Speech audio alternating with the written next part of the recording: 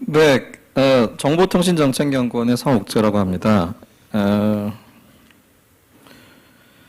많은 분들이 이제 지역방송의 어려움을 구조적인 문제로 진단해 주셨기 때문에 제가 거기에 덧붙일 생각은 없습니다만, 중앙이 어려우면 자연스럽게 어려워지는 의존적인 구조에다가 사실은 지역이라고 하는 한정된 시장에서 지역성을 담당해야 하는 이제 플레이어들의 숫자가 사실 많죠. KBS도 하고 있고, MBC도 하고 있고, 지역 민방도 하고 있고, 지역 채널도 하고 있고, 당연히 어려울 수밖에 없는 구조입니다. 구조의 문제를 사실은 구조로 푸는 게 제일 좋은데, 구조라는 말 자체가 사실 쉽게 바꿀 수 없다라는 측면에서 그걸 놔두고 다른 방식으로 뭔가를 풀어보려는 모든 시도들은 당연히 칭찬받아야 된다고 생각하고 노력해야 된다는 점에서 이만희 선생님을 비롯한 많은 분들의 의견에 대해서 뭐 전적으로 기본적으로 지지하고 동의하고요. 분권이라고 하는 게 권력을 분배하는 거고 그것이 민주주의의 기본 원칙이고 시대의 흐름이고 계속해서 그런 방향으로 가고 있다는 점에서 제시하신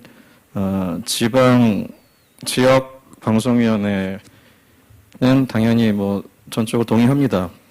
다만 이제 권역위원회를 두고 권역위원회를 다시 총괄하는 컨트롤 타워로서의 지역위원회를 두고 또 방송통신위원회에 지역 대표를 넣는 그 방식보다는 개인적으로는 중간에 있는 그 지역방송위원회는 배제하고 권역방송위원회의 대표를 뽑아서 그 대표가 방송통신위원회의 한 상임위원 자리를 맡게 하는 게 보다 현실적이지 않을까라고 하는 생각을 하고 있고요.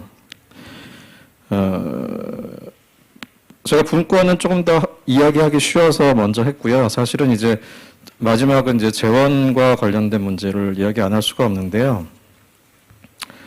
공공방송 서비스라고 해서 지역방송사를 모두 묶어서 공공서비스라고 규정하고 그 다음에 그 규정의 근거는 결국은 재원을 조달하기 위한 방법으로 그 방식을 채택하는 거에 대해서 개인적으로는 현실 가능성이 대단히 떨어지고 사실은 어려운 거 아닐까라는 생각을 갖고 있습니다. 특히 공공미디어 서비스세라고 하는 것들을 만약에 지방민들한테 지방세라고 한다고 하면 제가 지방민이라면 저는 중앙에 있는 방송사를 위해서 수신료도 내야 하고 거기에 지방세를 추가로 내야 한다면 그걸 받아들일 지역민은 없을 거라고 생각합니다. 그런 의미에서 그렇게 가는 게 맞나라는 생각은 여전히 갖고 있고요.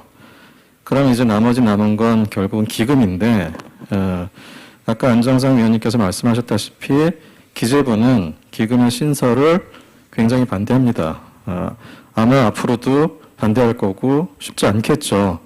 그래서 저는 개인적으로 신설보다는 결국은 지금 있는 방송통신발전기금에서 지역방송의 포션을 넓히는 것에 모든 역량을 몰아야 된다고 생각하는데요.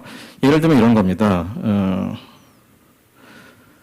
그 소관부처와 지원부처의 불일치라는 굉장히 오래된 숙제가 있었죠. 그래서 방발기금을 왜 아리랑 국제방송에 써? 왜 언중이에 써?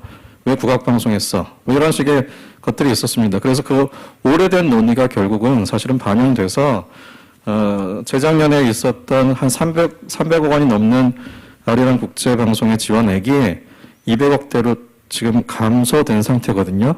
100억을 문체부에서 되는 걸로 됐다는 거죠. 결국 오래 이야기하면 사실은 변화의 가능성은 언제나 있다는 것이기 때문에 이게 결국 얼마나 도움이 되시겠습니까마는 결국은 계속해서 방발기금에서 지역방송에 대한 포션을 확대해달라고 주장하는 것이 저는 조금 더 현실적인 방법이 아닐까라는 생각을 합니다. 이상입니다.